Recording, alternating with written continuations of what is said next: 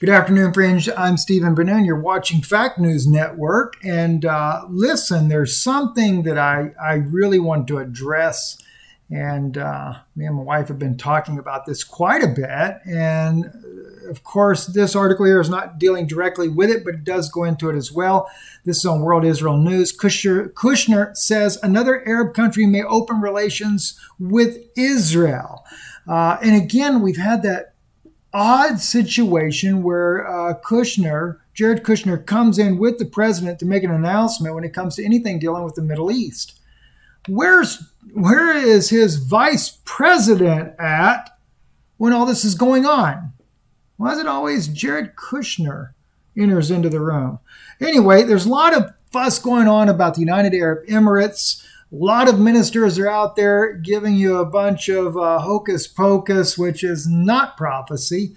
And they're saying that, oh, this is Daniel's prophecy right here. They're making the covenant over there in the Middle East. No, it's not. It has nothing to do with that. You know, for those of you that remember, and let's just look a bit at the article right here. Things are happening that I can't talk about, Kushner said, refusing to name the country. Trump's senior advisor, his son-in-law, Jared Kushner, said another country besides the United Arab Emirates might open diplomatic ties with Israel, though he wouldn't name which one. He made his remarks following the historic announcement on Thursday. All right, so we got another Arabic nation that is coming on board. But those of you that have watched over on INL, Israeli News Live, for any length of time whatsoever, you will know that we have talked about the One Belt, One Road, or the Silk Road Initiative on more than one occasion. In fact, I've talked about it quite a bit. But on two particular videos that I've done, I actually have it to where I use those names in there. Here's one, for example. This was on May 11th, 2018. Why the U.S. and Israel want regime change in Iran, China's Silk Road. And I'm going to share some of the clips in this here. But when I did this one right here, One Belt, One Road, Prophecy Outlook, this one's got some very interesting things. Now, I'm going to share some of this video here with you because what's going on, what Israel's doing right now, making more of these connections, it's actually part of the BRICS that began long ago. This is the BRICS nations, which was Brazil, Russia, India, and China originally. This was those nations that were coming together in order to form part of what I really believe was the one world government. It's part of that new economic system coming in. But even though they put India in there for the I, Israel really should have been the one that was in there for the I from the beginning. But Israel has really been playing down low key in this whole event. Now, I actually, in this video, you'd have to watch it. I'll put the link in there for you. We're going to start here around 15:20 here in just a minute. But let me back up just to share something with you in this video.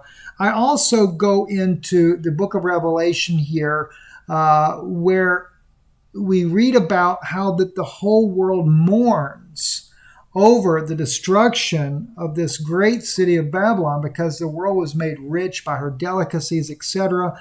And I talk about this in here and I question, because some people say, well, that would be the destruction of Washington, D.C. And yes, we will see the destruction of Washington, D.C. probably in the not so distant future, unless somebody makes a stand and fights against this, because these globalists, these elitist powers that are ran by Chabad organizations all over the world there are bent on making it look like prophecy is being fulfilled when it's not. What's going to cause the whole world to mourn is when the destruction comes of the true city of Babylon, when the New World Order headquarters in Israel is destroyed because of the One Belt, One Road initiative, the New World Order that they're establishing. And so I actually, in here, I talk about this from that prophetic standpoint. I say, it says that the merchants of the world and all the shipmasters of the world said, how could this happen? This city in 1 hour has come to naught. All right. So I suggested in there that prophecy is yet to be fulfilled. And I actually say it will not be fulfilled with the destruction of Washington, D.C. All right. But here's what gets interesting. You move later in the video here, and this is a very lengthy video. I go into a lot of information on this, and I think you really should look at it because we are watching the New World Order come into play, I get into NEOM, everything. But I want you to see this part right here, especially because this is where Netanyahu and the president are going to talk about this Silk Road. And so listen into this just for a moment. New ideas on how to reinstate them. Let me back I'll up. play this for you again.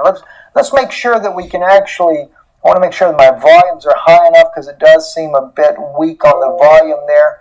But I want you to be able to hear this. Let's back it up. Let's play what Prime Minister Netanyahu says one more time. Just what he says is what I want to cover here. New ways, new ideas on how to reinstate them and how to move peace forward. And I believe that the great opportunity for peace comes from a regional approach, from involving our newfound Arab partners in the pursuit of a broader peace and peace with the Palestinians. From a regional approach with our newfound Arab partners. This is what's supposed to bring about peace. Now, the funny thing is the entire Middle East is embroiled in war. But as I mentioned to you guys some time back, if you look at the 7 countries that America was to take out in 5 years, every one of those countries had something to do with this Silk Road. Now, is it coincidence? I don't think so. I think there is a reason for every one of these countries to have a regime change. And of course, Iran is still on the list because Iran, of course, is right in the axis of the Silk Road Initiative to begin with.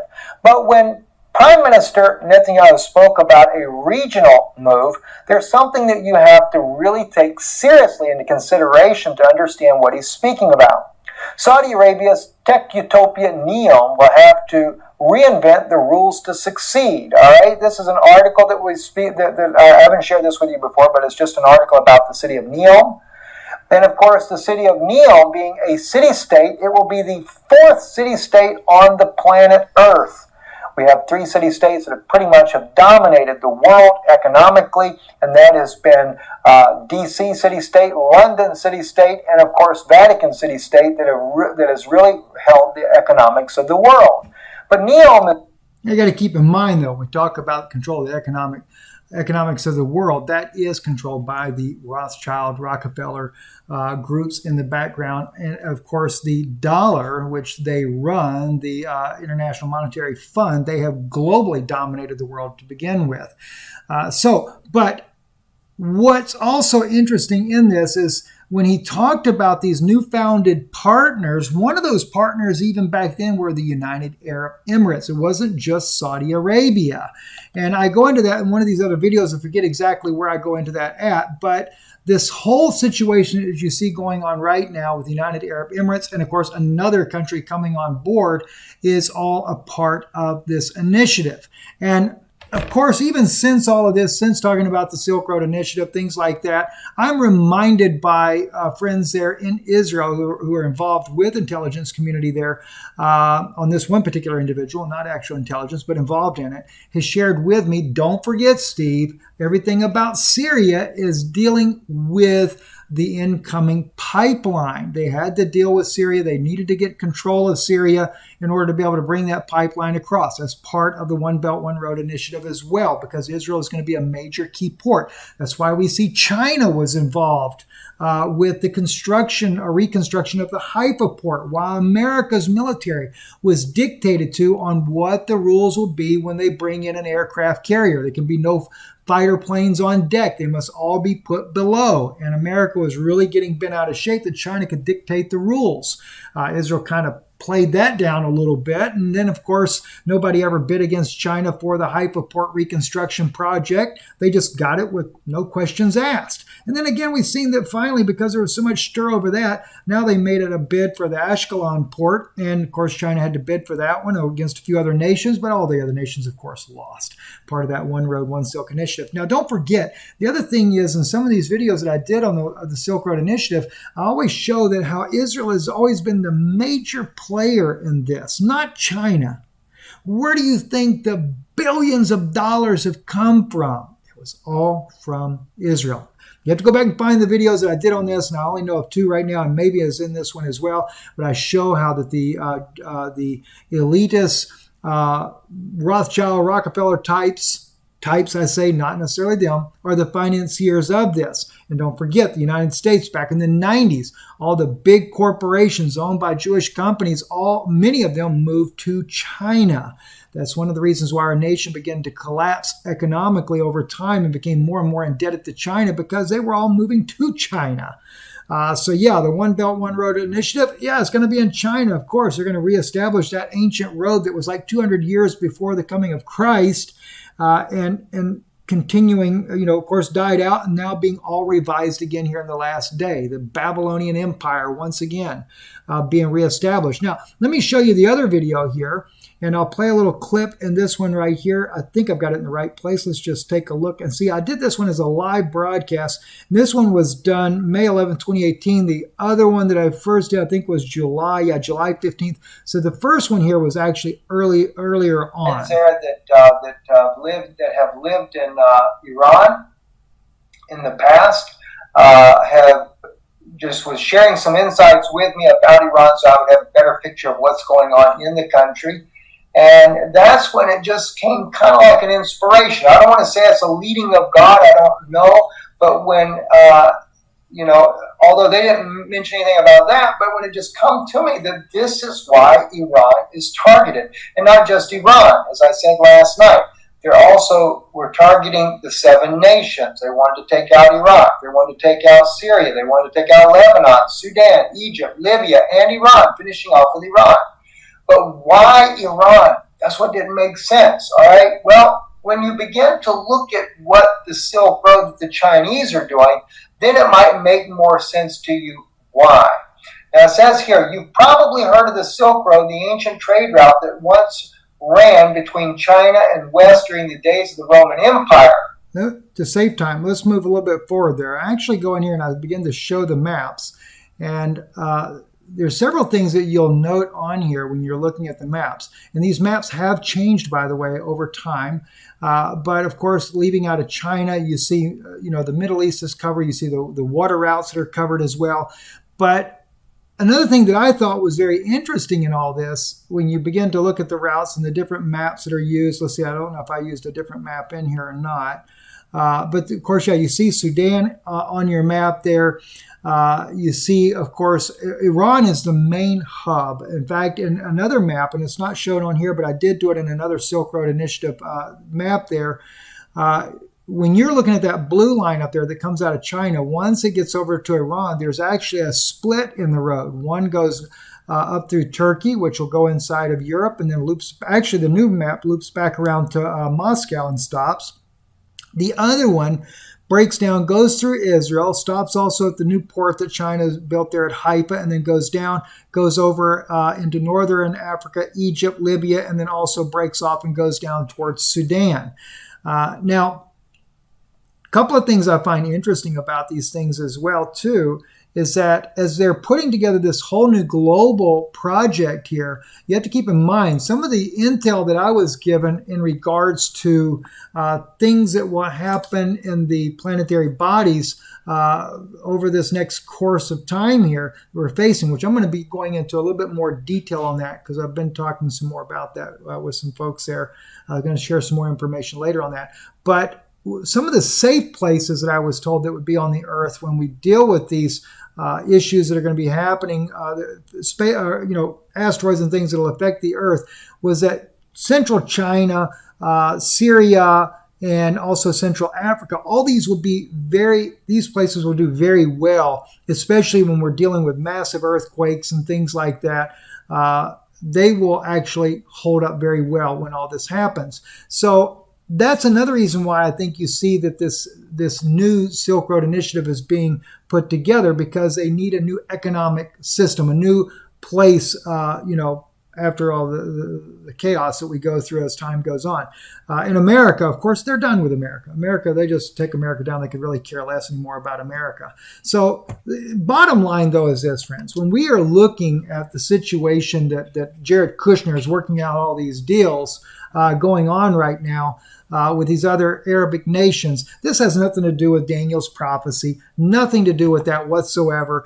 This clearly is Israel building their one world government. This is the beast kingdom rising. This is the reptilian kingdom getting its full foothold on a global scale.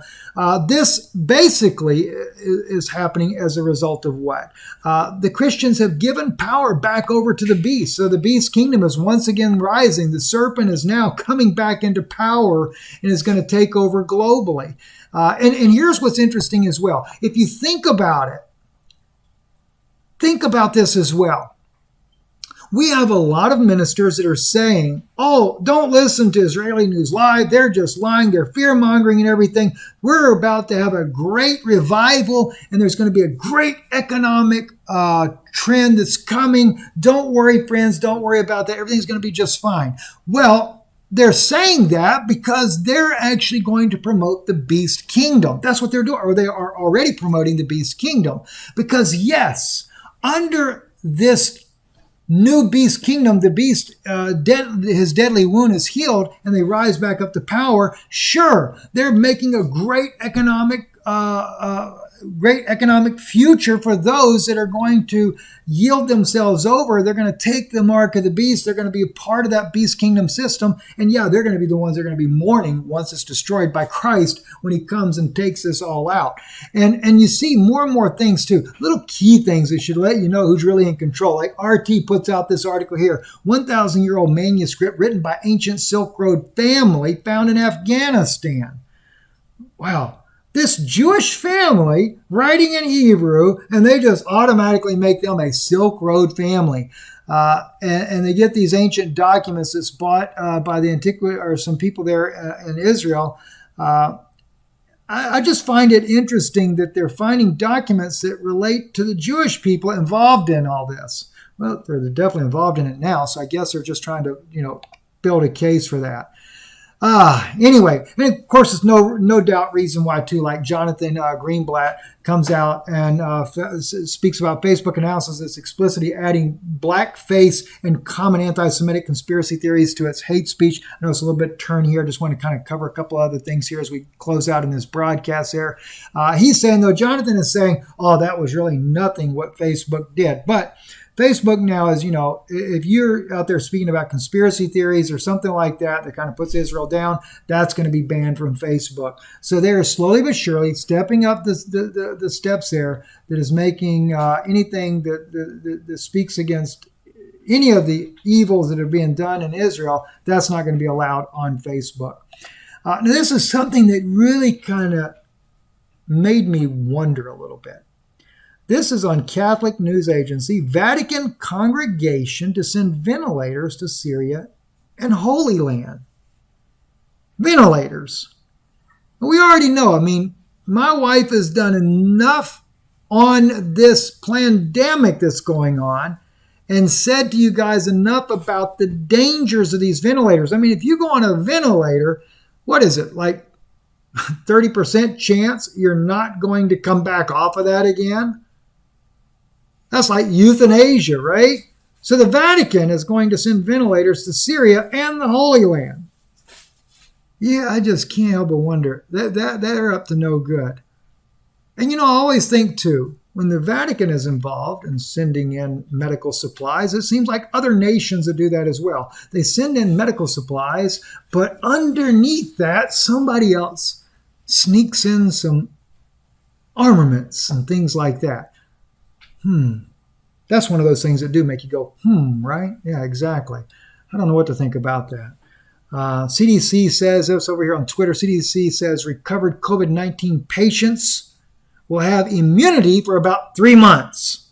Oh, wow. How did CDC figure that out? That nice for-profit organization here in America that seems to be able to run everything. But they say here that The Centers for Disease Control and Prevention says that those who have tested positive for COVID-19 have recovered do not need to quarantine or get tested again for up to 3 months, provided they do not develop symptoms again.